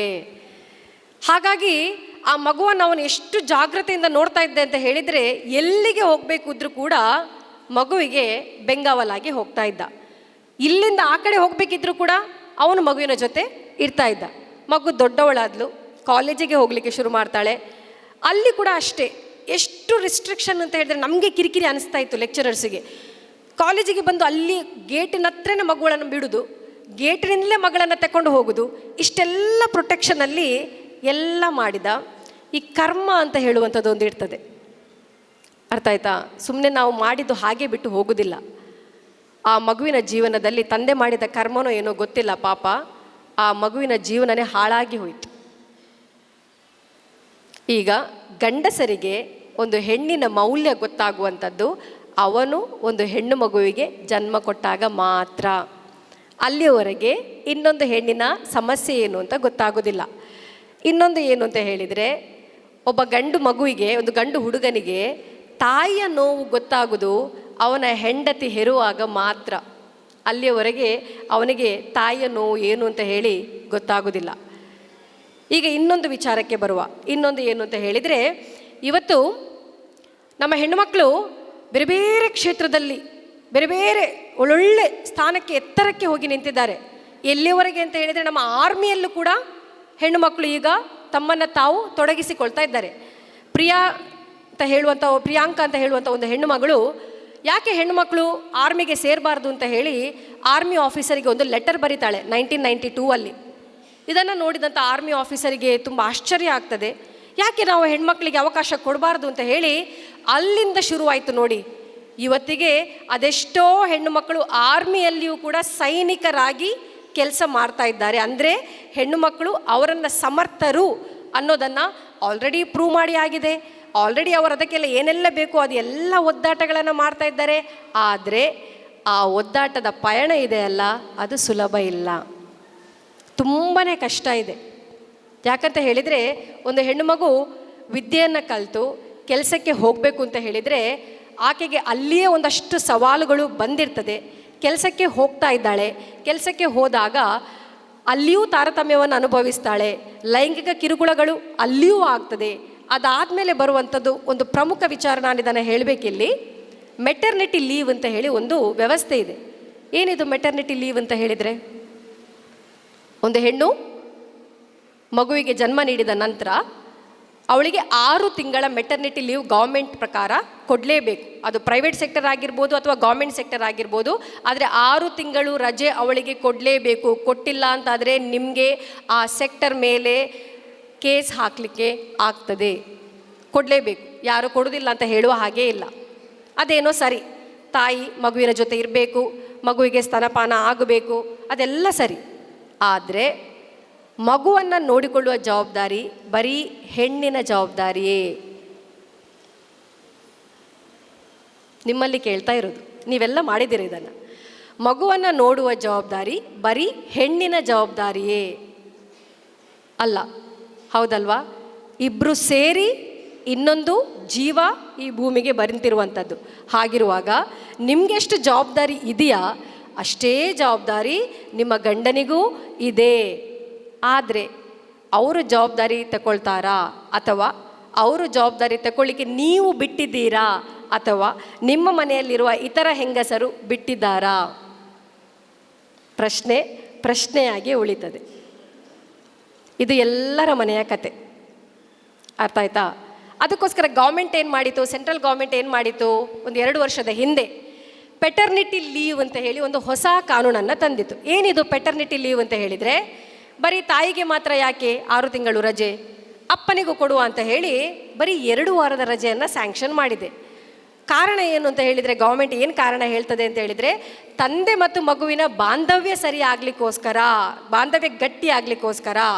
2 ವಾರ ಸಾಕಾ? ಇಲ್ಲ ಅಲ್ವಾ? ನಾನು ಯಾವತ್ತೂ ಇದನ್ನು ಎಲ್ಲ ಸಮಾರಂಭಗಳಲ್ಲಿ ಎಲ್ಲ ಕಡೆಗಳಲ್ಲಿ ಈ ಒಂದು ಪ್ರಶ್ನೆ ಮಾಡ್ತೇನೆ. ಯಾಕೆ ಗಂಡಸಿಗೆ ಬರೀ 2 ವಾರ? 6 ತಿಂಗಳು ಕೊಡಿ. ಯಾಕಂತ ಹೇಳಿದ್ರೆ 6 ತಿಂಗಳ ನಂತರ ಆ ಹೆಣ್ಣು ಮಗು ಕೆಲಸಕ್ಕೆ ಹೋಗಬೇಕು, ಮತ್ತು 6 ತಿಂಗಳು ಗಂಡು ನೋಡಲಿ. ಅಷ್ಟೊತ್ತಿಗಾಗಲೇ ನಾವು ಬೇರೆ ರೀತಿಯಲ್ಲಿ ಮಗುವಿಗೆ ಸ್ತನಪಾನ ಅಥವಾ ಸ್ತನಪಾನ ಮಾಡಬೇಕು, 1 ವರ್ಷವರೆಗೆ ಮಾಡಬೇಕು ಅಂತ ಹೇಳಿ ರೂಲ್ಸ್ ಇದೆ. ಆದರೆ ಕೆಲವೊಂದು ಬಾರಿ ಬಹುಶಃ ಅನಾರೋಗ್ಯ ಕಾರಣನೋ ಅಥವಾ ಹಾಲಿಲ್ಲದೆ ಇರುವುದು ಅಥವಾ ಬೇರೆ ಏನೋ ಕಾರಣ ಕೆಲಸಕ್ಕೆ ಹೋಗಬೇಕು, ಮಗುವಿಗೆ ಗಟ್ಟಿ ಆಹಾರ ಶುರು ಮಾಡಬೇಕು ಅಂತ ಹೇಳಿ ನಾವು ಅಷ್ಟೊತ್ತಿಗಾಗಲೇ ಮಗುವನ್ನು ರೆಡಿ ಮಾಡಿ ಇಟ್ಟಿರ್ತೇವೆ. ಆದರೆ ಅದೇ ನಿಮ್ಮ ಗಂಡನ ಕೈಯಲ್ಲಿ ಮಗುವನ್ನು ಕೊಟ್ಟು ಹೋದರೆ ಬಿಟ್ಟು ಹೋಗಲಿಕ್ಕೆ ನಿಮಗೆ ಮನಸ್ಸಾಗ್ತದ? ಯಾಕೆ? ತಾಯಿಯ ಹೃದಯ. ನಮಗೊಂದು ರೀತಿ ಭಯ ಇರ್ತದೆ, ಗಂಡ ನೋಡ್ತಾರಾ ಇಲ್ವಾ. ಯಾಕೆ ಭಯ ಇದೆ? ನಾವು ನಮ್ಮ ಗಂಡನ ಬಗ್ಗೆ ಗೊತ್ತಿದೆ ನಮಗೆ ಚೆನ್ನಾಗಿ, ಯಾವ ಥರ ನೋಡ್ಬೋದು ಅಂತ ಹೇಳಿ ಅಲ್ವಾ. ಆದರೆ ಇಂತಹ ಕೆಲವೊಂದು ಕಾನೂನುಗಳು ಗೌರ್ಮೆಂಟಿನ ಮುಖಾಂತರನೇ ಬಂದರೆ ಬಹುಶಃ ನೀವು ಅನುಭವಿಸಲಿಲ್ಲ, ನಮ್ಮ ಮಕ್ಕಳಾದರೂ ಇನ್ನು ಮುಂದೆ ಅವರಿಗಾದರೂ ಇದೊಂದು ರಿಲೀಫ್ ಸಿಗ್ತಿದ್ರೆ ತುಂಬಾ ಚೆನ್ನಾಗಿರೋದು ಅಂತೇಳಿ ನನ್ನದೊಂದು ಅಭಿಪ್ರಾಯ. ನಮ್ಮಲ್ಲಿ ಒಂದು ಕೆಲಸಕ್ಕೆ ಹೋಗುವಂತಹ ಹೆಣ್ಣು ಮಕ್ಕಳ ಬಗ್ಗೆ ಸಾರ್ವಜನಿಕ ಅಭಿಪ್ರಾಯ ಎಷ್ಟೋ ಬಾರಿ ಸರಿ ಇರುವುದಿಲ್ಲ. ಸಾಮಾನ್ಯವಾಗಿ ಹೆಣ್ಣೇನಾದರೂ ರಾತ್ರಿ ಪೌಳಿಯಲ್ಲಿ ಕೆಲಸ ಮಾಡ್ತಾಳೆ ಅಂತ ಆದರೆ, ನೈಟ್ ಶಿಫ್ಟ್ಸೆಲ್ಲ ಇದ್ದರೆ ಅಥವಾ ಮನೆಗೆ ಬರುವಾಗ ತಡ ಆದರೆ ನಮ್ಮ ಸಮಾಜ ಬಿಡಿ, ನಮ್ಮ ಮನೆಯಲ್ಲಿಯೇ ಮಾತಾಡಲಿಕ್ಕೆ ಶುರು ಹಚ್ಕೊಳ್ತಾರೆ. ಹೌದಾ? ನಮ್ಮ ಮನೆಯಲ್ಲಿರುವವರಿಗೇನೆ ನಂಬಿಕೆ ಇಲ್ಲ ಅಂತಾದರೆ ಸಮಾಜದವರು ಎಷ್ಟು ನಂಬ್ತಾರೆ ನಮ್ಮನ್ನು? ಪಾಪ ಒಂದು ಹುಡುಗಿಗೆ ಅವಳು ನೈಟ್ ಡ್ಯೂಟಿ ಮಾಡೋದು ಅನಿವಾರ್ಯ, ಅವಳಿಗೆ ಬೇರೆ ಕೆಲಸ ಇಲ್ಲ, ಅವಳು ನೈಟ್ ಡ್ಯೂಟಿ ಮಾಡಲೇಬೇಕು. ಆದರೆ ಅವಳು ನೈಟ್ ಡ್ಯೂಟಿ ಮುಗಿಸಿ ಬರುವಾಗ ಅವಳನ್ನು ಗಾಡಿಯಲ್ಲಿ ತಂದು ಮನೆ ಹತ್ತಿರ ತಂದು ಬಿಡುವಾಗ, ಬಿಕಾಸ್ ನೈಟ್ ಡ್ಯೂಟಿ ಮಾಡುವವರಿಗೆಲ್ಲ ಕ್ಯಾಬ್ ವ್ಯವಸ್ಥೆ ಇರ್ತದೆ. ಸೊ ಅವಳು ಮನೆಗೆ ಬಂದು ಮುಟ್ಟಬೇಕಿದ್ರೆ ನಾವು ನೆರೆಹೊರೆಯವರು ಏನು ಮಾಡ್ತಾರೆ, ನಾವೇನು ಮಾಡ್ತೇವೆ, 3 ಗಂಟೆ ರಾತ್ರಿಗೆ ಬತ್ತಲ್ಲ ಅಲ್ಲಿ ಓಲಿತ್ತಲ್ಲ ರಾತ್ರಿ ಇಡೀ ಅಲ್ವಾ. ಹೆಣ್ಣು ಮಕ್ಕಳ ಬಗ್ಗೆ ಹೆಣ್ಣು ಮಕ್ಕಳೇ ಜಾಸ್ತಿ ಹೀಯಾಳಿಸಿ ಮಾತಾಡುವಂಥದ್ದು, ಗಂಡಸರು ಅಷ್ಟು ಹೀಯಾಳಿಸೋದಿಲ್ಲ, ಹೆಣ್ಣು ಮಕ್ಕಳೇ ಮೊದಲು ಹೀಯಾಳಿಸೋದು. ಇದನ್ನು ನಾವು ನಿಲ್ಲಿಸಬೇಕು ಮೊದಲು. ಇನ್ನೊಂದು, ಅವರು ಕೆಲಸಕ್ಕೆ ಹೋದಂತಹ ಸಂದರ್ಭದಲ್ಲಿ ನಾನು ಇವಾಗಲೇ ಹೇಳಿದೆ, ಲೈಂಗಿಕ ಕಿರುಕುಳ ಅನ್ನುವಂಥದ್ದು ಸರ್ವೇ ಸಾಮಾನ್ಯವಾಗಿ ಅವಳು ಅನುಭವಿಸುವಂಥದ್ದು ಸಾಮಾನ್ಯವಾಗಿ ಎಲ್ಲ ಕ್ಷೇತ್ರಗಳಲ್ಲಿ ಇದೆ. ಆದರೆ ಅದನ್ನು ಮೆಟ್ಟಿ ಗಟ್ಟಿಯಾಗಿ ನಿಲ್ಲಬೇಕಿದ್ರೆ ಅವಳಿಗೆ ಆತ್ಮವಿಶ್ವಾಸ ಬೇಕು. ಯಾರು ಕೊಡ್ತಾರೆ ಆತ್ಮವಿಶ್ವಾಸ? ಶಾಪಲ್ಲಿ ಹಣ ಕೊಟ್ಟು ತಗೊಂಡು ಬರಲಿಕ್ಕಾಗ್ತದ? ಇಲ್ಲ. ಅದನ್ನು ಬೆಳೆಸಬೇಕಾಗ್ತದೆ. ಯಾರು ಬೆಳೆಸಬೇಕು? ಇಂತಹ ಯೋಜನೆಗಳು, ಇಂತಹ ಸಂಘ ಸಂಸ್ಥೆಗಳು ಹೆಣ್ಣು ಮಕ್ಕಳಲ್ಲಿ ಆತ್ಮವಿಶ್ವಾಸವನ್ನು ಹೆಚ್ಚಿಸಬೇಕಾಗ್ತದೆ. ಇಂತಹ ಜಾಗೃತಿ ಕಾರ್ಯಕ್ರಮಗಳು ಹೆಚ್ಚು ಹೆಚ್ಚು ನಡಿಬೇಕು. ನಡೆದಾಗ ಮಾತ್ರ ನಮ್ಮಲ್ಲಿ ಆತ್ಮವಿಶ್ವಾಸ ಜಾಸ್ತಿ ಆಗ್ತದೆ. ಹಾಗೆಯೇ ಕುಟುಂಬದ ಬೆಂಬಲ, ಸಮಾಜದ ಬೆಂಬಲ ಕೂಡ ನಮಗೆ ತುಂಬಾ ಅಗತ್ಯ. ಸಮಾಜಕ್ಕಿಂತ ಸಾಮಾನ್ಯವಾಗಿ ನಮ್ಮ ಕುಟುಂಬದ ಬೆಂಬಲ ನಮಗೆ ತುಂಬ ಅಗತ್ಯ. ಸಮಾಜ ಏನೇ ಅಂದ್ಕೊಂಡ್ರೂ ತೊಂದರೆ ಇಲ್ಲ, ಆದರೆ ಮನೆಯಲ್ಲಿ ನಿಮಗೆ ಬೆಂಬಲ ಇದೆ ಅಂತ ಆದರೆ ನಿಮಗೆ ಯಾವುದೇ ಸವಾಲಿದ್ರೂ ಕೂಡ ನೀವು ಅದನ್ನು ಆರಾಮವಾಗಿ ನೀವು ಅದನ್ನು ಸುಧಾರಿಸ್ಕೊಂಡು ಹೋಗ್ಬೋದು. ಈಗ ಇನ್ನೊಂದು ವಿಷಯ ಇದೆ, ಈ ಎಲ್ಲ ವೃತ್ತಿಯ ಒತ್ತಡ ಇದೆ ಅಲ್ಲ, ಮನೆ ಕೆಲಸ ಮಾಡಬೇಕು. ನಾನು ಇವಾಗಲೇ ಹೇಳಿದೆ, ಒಂದು ಬ್ಯಾಂಕ್ ಎಂಪ್ಲಾಯ್ದು ನಿಜ ಜೀವನದ ಒಂದು ಪರಿಸ್ಥಿತಿ. ಬರೀ ಬ್ಯಾಂಕ್ ಎಂಪ್ಲಾಯ್ ಅಲ್ಲ, ನೀವಿರುವ ಇಷ್ಟೂ ಜನರ ಪರಿಸ್ಥಿತಿ ಇಷ್ಟೇ. ಎಲ್ಲರ ಮನೆ ದೋಸೆ ಇದು ಕೂಡ ತೂತೆ, ಅರ್ಥ ಆಯ್ತಾ? ನಮ್ಮೆಲ್ಲರ ಪರಿಸ್ಥಿತಿ ಇಷ್ಟೇ. ಇಲ್ಲಿ ಮನೆಯಲ್ಲೂ ದುಡಿಬೇಕು, ಕೆಲಸದ ಕಡೆ ಹೋಗಿ ಕೂಡ ದುಡಿಬೇಕು, ಎಲ್ಲ ಕಡೆ ದುಡಿಬೇಕಾದಂಥ ಪ್ರಸಂಗ ಬಂದಾಗ ಏನಾಗ್ತದೆ, ದೈಹಿಕವಾಗಿ ನಾವು ಅನಾರೋಗ್ಯಕ್ಕೆ ಒಳಗಾಗ್ತೇವೆ. ಅನಾರೋಗ್ಯ ಇದೆ ಅಂತ ಹೇಳಿ ನಾವು ಅದರ ಬಗ್ಗೆ ಹೆಚ್ಚು ಗಮನ ಕೊಡ್ತೇವಾ? ಇಲ್ಲ. ನಾವು ನಿರ್ಲಕ್ಷ್ಯ ಮಾಡೋದೇ ಜಾಸ್ತಿ. ಎಷ್ಟೋ ಜನ ಹೆಣ್ಮಕ್ಳು ಮಾನಸಿಕ ಖಿನ್ನತೆಗೂ ಕೂಡ ಒಳಗಾಗಿದ್ದಾರೆ. ಮಾನಸಿಕ ಖಿನ್ನತೆ ಇದೆ ಅಂತ ಹೇಳಿ ನಾವು ಯಾರಾದರೂ ಸೈಕಾಲಜಿಸ್ಟ್ ಹತ್ರ ಅಥವಾ ಆಪ್ತ ಸಲಹೆಗಾರರ ಹತ್ರ ಹೋಗಿ ಮಾತಾಡಿದ್ದಿದೆಯಾ? ಇಲ್ಲ. ನಮಗೊಂದು ರೀತಿ ಕೀಳರಿಮೆ, ಅಲ್ಲಿ ಹೋದರೆ ಏನು ಅಂದ್ಕೊಳ್ತಾರೆ ಏನೋ, ನನಗೇನೋ ಮೆಂಟಲಿ ಏನೋ ಪ್ರಾಬ್ಲಮ್ ಇದೆ ಅಂತ ಅಂದ್ಕೊಳ್ತಾರೆ ಏನೋ ಅಲ್ವಾ? ಖಂಡಿತ ಅಲ್ಲ. ಇಂತಹ ಸಂದಿಗ್ಧ ಪರಿಸ್ಥಿತಿಗಳಲ್ಲಿ ನೀವು ಮನೆಯಲ್ಲಿ ಹೇಳಲೇಬೇಕಾಗಿಲ್ಲ, ನೀವು ಎಲ್ಲದನ್ನು ಮನೆಯಲ್ಲಿ ಹೋಗಬೇಕಾಗದಿಲ್ಲ. ಇಂತಹ ಸಂದರ್ಭಗಳಲ್ಲಿ ನಿಮಗೇನು ಸಹಾಯ ಬೇಕು ಅಂತ ಇದ್ದರೆ ದಯವಿಟ್ಟು ನಿಮ್ಮದೇ ವರ್ಕ್ ಪ್ಲೇಸ್ ಹತ್ರನೋ ನಿಮ್ಮ ಮನೆ ಹತ್ರನೋ ಯಾರಾದರೂ ಆಪ್ತ ಸಲಹೆಗಾರರಿದ್ದರೆ ಅವರಲ್ಲಿ ಈ ವಿಚಾರಗಳನ್ನು ಶೇರ್ ಮಾಡಿಕೊಳ್ಳಿ. ನಿಮ್ಮೊಳಗೆ ಇಟ್ಟು ನಿಮ್ಮೊಳಗೆ ಅದು ಬೇದು ಮತ್ತು ನೀವೊಂದು ದಿನ ಹೆಣವಾಗುವುದಕ್ಕಿಂತ ಇಂತಹ ಸಮಸ್ಯೆಗಳು ಬಂದಾಗ ನಿಮ್ಮ ಗಂಡನ ಜೊತೆನೋ ಅಥವಾ ನಿಮ್ಮ ತಂದೆ ತಾಯಿ ಜೊತೆನೋ ಅಥವಾ ನಿಮ್ಮ ಅತ್ತೆ ಮಾವಂದಿರು ಚೆನ್ನಾಗಿದ್ದರೆ ಅವರ ಜೊತೆನೋ ಅದನ್ನೆಲ್ಲ ಶೇರ್ ಮಾಡಿಕೊಳ್ಳಿ. ಅದು ತುಂಬ ಇಂಪಾರ್ಟೆಂಟ್. ಇನ್ನೊಂದು ವಿಷಯ, ಸರ್ವೇ ಸಾಮಾನ್ಯವಾಗಿ ಕಾಣುವಂಥ ವಿಷಯ, ಹಿಸ್ಟ್ರಾಕ್ಟಮಿ ಅಂದರೆ ಏನು? ಗರ್ಭಕಂಠ ಅಂತ ಕರಿತೇವೆ ನಾವು. ಈ ಗರ್ಭಕಂಠ ಅಂದರೆ ಏನು? ಎಷ್ಟೋ ಜನ ಹೆಣ್ಣು ಮಕ್ಕಳಿಗೆ 40 ವರ್ಷ ಪ್ರಾಯ ಆಗಬೇಕಿದ್ರೇ ಗರ್ಭಕೋಶವನ್ನು ತೆಗೆಯುವಂಥ ಪರಿಸ್ಥಿತಿ ಇವಾಗ ನಿರ್ಮಾಣ ಆಗಿದೆ. 1-2 ಅಲ್ಲ. ಒಬ್ಬರು ಗೈನಕಾಲಜಿಸ್ಟ್ ಹೇಳ್ತಾರೆ, ದಿವಸಕ್ಕೆ 10 ಸರ್ಜರಿ ಅವರದ್ದು ಗರ್ಭಕೋಶ ತೆಗೆಯುವ ಸರ್ಜರಿಯೇ ಆಗಿರ್ತದೆ. ಗರ್ಭಕೋಶ ತೆಗೆದಂಥ ಹೆಣ್ಣು ಮಕ್ಕಳಿಗೆ, ಕೆಲಸಕ್ಕೆ ಹೋಗುವ ಹೆಣ್ಣು ಮಕ್ಕಳಿಗೆ ರೆಸ್ಟ್ ತಗೊಳ್ಳಿಕ್ಕೆ ರಜೆ ಇದೆ ಏನ್ರಿ? ಇಲ್ಲ. ನಮ್ಮ ಸರ್ಕಾರ ಯಾವುದೇ ರೀತಿಯ ರಜೆಯನ್ನು ವ್ಯವಸ್ಥೆ ಮಾಡಿ ಕೊಡಲಿಲ್ಲ ನಮಗೆ. ಈ ವಿಚಾರದಲ್ಲಿ ತುಂಬ ಚರ್ಚೆಗಳು ಆಗ್ತಾ ಇದೆ. ತುಂಬ ಡಾಕ್ಟರ್ಸ್ ಈ ವಿಚಾರದಲ್ಲಿ ಗೌರ್ಮೆಂಟ್ ಮೇಲೆ ಪ್ರೆಷರ್ ಕೂಡ ಹಾಕ್ತಾ ಇದ್ದಾರೆ. ಬಹುಶಃ ಮುಂದಿನ ದಿನಗಳಲ್ಲಿ ಇದು ಒಂದು ರೀತಿಯ ವ್ಯವಸ್ಥೆ, ರಜೆಯ ವ್ಯವಸ್ಥೆ ಬರ್ಬಹುದೇ ಏನು ಅಂತ ಒಂದು ಆಶೆ ಅಷ್ಟೇ. ಇನ್ನೊಂದು ಏನು ಅಂತ ಹೇಳಿದರೆ, ಹೆಣ್ಣು ಮಕ್ಕಳು ಋತುಸ್ರಾವ ಏನಿದೆ, ಪ್ರತಿ ತಿಂಗಳು ನಾವು ಅನುಭವಿಸುವಂಥ ಒಂದು ದೊಡ್ಡ ಸವಾಲು ನಮಗೆ. ನನ್ನ ಕಾಲೇಜಲ್ಲೇ ನಾನು ನೋಡುವ ಪ್ರಕಾರ ಒಂದು ತರಗತಿಯಲ್ಲಿ ದಿವಸಕ್ಕೆ 10 ಹೆಣ್ಣು ಮಕ್ಕಳು ತಲೆ ತಿರುಗಿ ಬೀಳುವಂಥದ್ದು ನಮಗೆ ಇತ್ತೀಚಿನ ದಿನಗಳಲ್ಲಿ ಸರ್ವೇ ಸಾಮಾನ್ಯ. ಹಾಗಾಗಿ ಮೊದಲು ಒಂದೇ ಬೆಡ್ ಇತ್ತು ಕಾಲೇಜಲ್ಲಿ, ರೆಸ್ಟ್ ರೂಮ್ ಅಂತೇಳಿ ಹೆಣ್ಣು ಮಕ್ಕಳಿಗೆ. ಈಗ 5 ಬೆಡ್ ಮಾಡಿದ್ರು. ಯಾಕಂದರೆ ಪ್ರತಿದಿನ 10 ಮಕ್ಕಳು ಬೀಳ್ತಾರೆ. ಸಮಸ್ಯೆ ಏನು? ಎಲ್ಲ ಹೆಣ್ಣು ಮಕ್ಕಳಿಗೆ PCOS ಸಮಸ್ಯೆ. ಈಗ ಅದೇ ಹೆಣ್ಣು ಮಕ್ಕಳು ಮುಂದೆ ಹೋಗಿ ಕೆಲಸಕ್ಕೆ ಹೋಗ್ತಾರೆ. ಕಾಲೇಜಲ್ಲಾದರೂ ನಾವು ಅವರಿಗೆ ರೆಸ್ಟ್ ಮಾಡಲಿಕ್ಕೆ ಅಥವಾ ವ್ಯವಸ್ಥೆ ಏನೋ ಮಾಡ್ತೇವೆ. ನನ್ನ ಕಲೀಗ್ಸ್ ನಾನು ನೋಡ್ತೇನೆ, ತಿಂಗಳಿಗೆ 1 ರಜೆ. ಯಾಕೆ ರಜೆ? ಅವರಿಗೆ ನೋವು ತಡ್ಕೊಳ್ಳಿಕ್ಕೆ ಆಗೋದಿಲ್ಲ, ರಜೆ ತಗೊಳ್ಳೇಬೇಕು. ಅಥವಾ ಅತಿಯಾದ ರಕ್ತಸ್ರಾವ, ರಜೆ ತಗೊಳ್ಳೇಬೇಕು, ಬೇರೆ ವ್ಯವಸ್ಥೆ ಇಲ್ಲ. ನಮಗಿರೋದು ಬರೀ 15 ದಿವಸ, 15 CL. ನಿಮ್ಗೆ ಗೊತ್ತಿರ್ಬೋದು, ಉದ್ಯೋಗಕ್ಕೆ ಹೋಗುವ ಹೆಣ್ಣು ಮಕ್ಕಳಿಗೆ ಒಂದು 12 ವರ್ಷಕ್ಕೆ CL, ಇಲ್ಲ ಅಂತಂದರೆ 15. ಈ 15-12 CL ಅಲ್ಲಿ ತಿಂಗಳಲ್ಲಿ ಬರುವ 12 ತಿಂಗಳಲ್ಲಿ 1 ದಿವಸ ರಜೆ ತಗೊಂಡ್ರೆ ನಮ್ಮ ರಜೆ ಎಲ್ಲ ಯಾವುದಕ್ಕೆ ಹೋಯಿತು? ತಿಂಗಳಲ್ಲಿ ಆಗುವಂತಹ ಋತುಸ್ರಾವಕ್ಕೆ 1 ದಿವಸದ ರಜೆ ಹೋಯಿತು. ಗೌರ್ಮೆಂಟಿಂದ ಏನಾದರೂ ಸೌಲಭ್ಯ ಇದೆ ನಮಗೆ? ಕೇರಳ ಗೌರ್ಮೆಂಟ್ ಏನು ಮಾಡಿದೆ ಅಂತ ಹೇಳಿದರೆ, ತಿಂಗಳಲ್ಲಿ 1 ರಜೆ ಹೆಣ್ಣು ಮಗುವಿಗೆ ಋತುಸ್ರಾವ ಆದಂಥ ಸಂದರ್ಭದಲ್ಲಿ ಅದು ಅವರಿಗೆ ಕೊಟ್ಟೇ ಬಿಟ್ಟಿದ್ದಾರೆ. ಯಾರೂ ಅದನ್ನು ಅಬ್ಜೆಕ್ಟ್ ಮಾಡುವಾಗಿಲ್ಲ. ಆದರೆ ಕರ್ನಾಟಕದಲ್ಲಿ ಆ ವ್ಯವಸ್ಥೆ ಇನ್ನೂ ಬಂದಿಲ್ಲ. ಬರಬೇಕು ಅನ್ನುವಂಥದ್ದು ನಮ್ಮದೊಂದು ಆಶೆ. ಇದಿಷ್ಟು ಸವಾಲುಗಳು ಅಂತಾದರೆ, ಇನ್ನೊಂದು ಏನು ಅಂತ ಹೇಳಿದರೆ, ಎಕ್ಸ್ಪೆಕ್ಟೆಡ್ ಮದರ್ಸ್ ಅಂದರೆ ಇವಾಗಷ್ಟೇ ಗರ್ಭಿಣಿ ಆದಂಥ ಒಂದು ಹೆಣ್ಣು ಮಗು ಗರ್ಭಿಣಿ ಆಗಿದೆ ಅಂತ ಹೇಳುವಾಗಲೇ ಆಕೆಯ ಕೆಲಸದ ಕ್ಷೇತ್ರದಲ್ಲಿ ಒಂದು ರೀತಿಯ ಚರ್ಚೆಗಳು ಶುರುವಾಗ್ತದೆ. ಆ ಹೆಣ್ಣು ಮಗುವಿಗೆ ಮುಂದಿನ ದೊಡ್ಡ ಪ್ರಾಜೆಕ್ಟ್ ಕೊಡುವುದಾ ಬೇಡವಾ? ಯಾಕೆ ಕೊಟ್ಟರೆ ಅವಳಿಗೆ ಕೆಲಸಕ್ಕೆ ಇರೋದು ಬರೀ 5 ತಿಂಗಳು 6 ತಿಂಗಳು ಮಾತ್ರ. ಅವಳು ಇನ್ನು ಮತ್ತೆ ಬರೋದು ಅವಳು 6 ತಿಂಗಳು ಕಳೆದ ಮೇಲೆ ಅವಳಿಗೆ ಕೊಡಬೇಕಾ? ಅವಳಿಗೆ ಸ್ಯಾಲರಿಯಲ್ಲಿ ಇನ್ಕ್ರಿಮೆಂಟ್ ಕೊಡಬೇಕಾ ಬೇಡವಾ? ಅಥವಾ ಅವಳು 6 ತಿಂಗಳು ಮುಗಿಸಿ ಬಂದ ಮೇಲೆ ಅವಳ ಕೈಗೆ ದೊಡ್ಡ ಪ್ರಾಜೆಕ್ಟ್ ಕೊಡೋದು ಬೇಡ? ಯಾಕಂತ ಹೇಳಿದ್ರೆ ಅವಳೊಬ್ಬಳು ತಾಯಿ, ಅವಳು ಪದೇ ಪದೇ ಮಗುವಿಗೆ ಹುಷಾರಿಲ್ಲ, ಅದು ಇದು ಅಂತೇಳಿ ರಜೆ ಹಾಕ್ತಾಳೆ. ಇದೆಲ್ಲ ನಾವು ಎದುರಿಸುವಂತಹ ಸಮಸ್ಯೆಗಳು. ಪರಿಹಾರ ಏನು ಇದಕ್ಕೆ? ಇಷ್ಟೆಲ್ಲ ಸಮಸ್ಯೆಗಳು ನಿಮ್ಮ ಮುಂದೆ ಇಟ್ಟೆ ನಾನು. ಪರಿಹಾರ ಏನು ಪರಿಹಾರ ಇದೆ ಅದಕ್ಕೆ? ಇದೆಯಾ ಪರಿಹಾರ? ಕಣ್ಣಿಗೆ ಕಾಣುವಂಥ ಪರಿಹಾರಗಳು ಯಾವುದೇ ಇಲ್ಲ, ಎಲ್ಲೂ ಇಲ್ಲ, ಯಾವ ಕಾನೂನಲ್ಲೂ ಇಲ್ಲ, ಎಲ್ಲೂ ಇಲ್ಲ. ಹಾಗಿದ್ರೆ ನಮಗೆ ನಾವು ಪರಿಹಾರ ಕಾಣಬೇಕಲ್ವಾ? ಹೇಗೆ ಪರಿಹಾರ ಕಂಡುಹಿಡಿಯುವುದಕ್ಕೆಲ್ಲ? ಮುಖ್ಯವಾಗಿ ಒಬ್ಬ ತಾಯಿ ತನ್ನ ಗಂಡು ಮಗುವಿಗೆ ಹೆಣ್ಣು ಮಗುವಿಗೆ ಸರಿಯಾದ ವಿಚಾರಗಳನ್ನು ಹೇಳಿಕೊಡ್ಬೇಕು. ಹೆಣ್ಣಿಗೆ ಗೌರವ ಕೊಡುವುದನ್ನು ಹೇಳಿಕೊಡ್ಬೇಕು. ಮನೆಯಲ್ಲಿ ಗಂಡ ನಿಮಗೇನಾದರೂ ಕೆಟ್ಟದಾಗಿ ಅಥವಾ ಕೆಟ್ಟ ಮಾತುಗಳಿಂದ ಬೈತಾ ಇದ್ದಾರಂತೆ ಅಂದರೆ ಸಮಾಧಾನವಾಗಿ, ಎಲ್ಲರೂ ಕೇಳ್ತಾರೆ ಅಂತ ನಾನು ಹೇಳೋದಿಲ್ಲ, ಎಷ್ಟೋ ಜನ ಅದಕ್ಕೂ ಜಗಳ ಮಾಡುವವರಿದ್ದಾರೆ, ಅದು ಬೇರೆ ವಿಷಯ, ನಮ್ಮ ಹಣೆ ಬರ ಏನು ಮಾಡಲಿಕ್ಕಾಗೋದಿಲ್ಲ. ಆದರೆ ಕೇಳ್ತಾರೆ ಅಂತಾದರೆ ಸಮಾಧಾನವಾಗಿ ಅವರಿಗೆ ಹೇಳಬೇಕು. ಮಗುವಿನ ಮುಂದೆ ನೀವು ಇಂತಹ, ಮಗುವಿನ ಮುಂದೆ ಅಂತಲ್ಲ ಎಲ್ಲೂ ಕೂಡ ಈ ಥರ ಶಬ್ದಗಳನ್ನು ಬಳಸಬೇಡಿ. ಒಂದು ವೇಳೆ ಅವರು ಕೇಳಲೇ ಇಲ್ಲ, ಬಿಟ್ಟಾಕಿ, ಆ ಜನ್ರೇಷನನ್ನು ಏನು ಸರಿ ಮಾಡಲಿಕ್ಕೆ ಆಗೋದಿಲ್ಲ. ನಿಮ್ಮ ಮಕ್ಕಳಿದಾರಲ್ಲ, ಮಕ್ಕಳನ್ನು ಸರಿಯಾದ ದಾರಿಯಲ್ಲಿ ತಗೊಂಡು ಹೋಗ್ಬೋದಲ್ಲ, ಮಕ್ಕಳಿಗೆ ತಿಳಿ ಹೇಳಿ.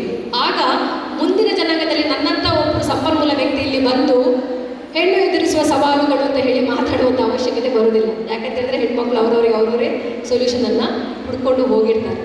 ಇನ್ನೊಂದು ಸೊಲ್ಯೂಷನ್ ಏನು ಅಂತ ಹೇಳಿದರೆ, ನಮ್ಮ ವರ್ಕ್ ರೂಟೀನ್ ತುಂಬಾ ಬ್ಯುಸಿ ಇರ್ತದೆ.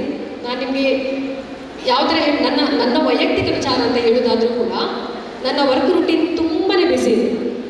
ಆ ಬ್ಯುಸಿ ರೂಟೀನಲ್ಲೂ ಕೂಡ ದಿವಸಕ್ಕೆ 1 ಗಂಟೆ ನಾನು ನನಗೋಸ್ಕರ ಮೀಸಲಾಗಿ ಇರ್ತೇನೆ. ಅದೇ ನನ್ನ ಧ್ಯಾನದ ಸಮಯ.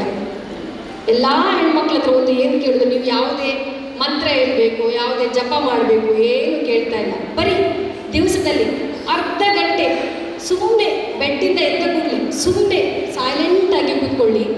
ಬರೀ ನಿಮ್ಮ ಉಸಿರಾಟದ ಪ್ರಕ್ರಿಯೆಯನ್ನು ಮಾತ್ರ ಕೇಳಿ ಅಷ್ಟೇ, ಬೇರೆ ಯಾವುದು ಆಲೋಚನೆ ಬರೋದು ಬೇಡ. ಒಂದು ಅರ್ಧ ಗಂಟೆ. ಇದರಿಂದ ಮಾನಸಿಕವಾಗಿ ನಮ್ಮ ಮೇಲೆ ಆಗುವಂತಹ ಒತ್ತಡಗಳು ಇವತ್ತು ಮಾಡಿದರೆ ನಾಳೆಗೆ ಸಿಗೋದಿಲ್ಲ, ಒಂದು ತಿಂಗಳ ನಂತರ ನಿಮಗೆ ತುಂಬ ದೊಡ್ಡ ಬದಲಾವಣೆ ಖಂಡಿತ ಸಿಕ್ಕಿಯೇ ಸಿಗ್ತದೆ. ಆಮೇಲೆ ಒಬ್ಬ ವೃತ್ತಿಗೆ ಹೋಗುವಂಥ ಮಹಿಳೆಗೆ ಪ್ಲ್ಯಾನಿಂಗ್ ತುಂಬಾ ಇಂಪಾರ್ಟೆಂಟ್. ಪ್ಲ್ಯಾನ್ ಮಾಡದೆ ನೀವೇನಾದರೂ ಕೆಲಸ ಮಾಡಿದರೆ ಎಲ್ಲೆಲ್ಲೋ ಎಲ್ಲದನ್ನು ನೀವು ಪ್ಲ್ಯಾನಿಂಗ್ ಮಾಡಲೇಬೇಕು, ಎಲ್ಲದು ಸಿಸ್ಟಮ್ಯಾಟಿಕ್ ಆಗಿ ಇರಲೇಬೇಕು. ಹಾಗೂ ಈ ರೀತಿಯಾದಂಥ ತರಬೇತಿ ಕಾರ್ಯಕ್ರಮಗಳು ಎಲ್ಲಿಯಾದರೂ ಇದ್ದರೆ ನೀವು ಅದನ್ನು ಅಟೆಂಡ್ ಆಗಿ ಎಷ್ಟೋ ವಿಚಾರಗಳು ನಿಮಗೆ ಅದರಿಂದ ತಿಳಿದು ಬರ್ತದೆ. ನಿಮ್ಮನ್ನು ನೀವು ಬದಲಾಯಿಸಲಿಕ್ಕೆ ಎಷ್ಟೋ ಅವಕಾಶಗಳು ನಿಮಗೆ ಇಂತಹ ಕಾರ್ಯಕ್ರಮಗಳಲ್ಲಿ ಒದಗಿ ಬರ್ತದೆ. ಹಾಗೂ ಗಂಡು ಹೆಣ್ಣು ಅನ್ನುವಂಥ ತಾರತಮ್ಯವನ್ನು ದಯವಿಟ್ಟು ನಿಮ್ಮ ಮನೆಯಲ್ಲಿ ಮಾಡಬೇಡಿ. ನೀವು ಮಾಡದಿದ್ದರೆ ನಿಮ್ಮ ಮಕ್ಕಳು ಮಾಡೋದಿಲ್ಲ ಅಂತ ಹೇಳ್ತಾ, ಈ ಒಂದು ಅವಕಾಶವನ್ನು ನನಗೆ ನೀವು ಒದಗಿಸಿಕೊಟ್ಟಿದ್ದೀರಾ. ನಿಮಗೆಲ್ಲರಿಗೂ ಧನ್ಯವಾದಗಳನ್ನು ಅರ್ಪಿಸುತ್ತಾ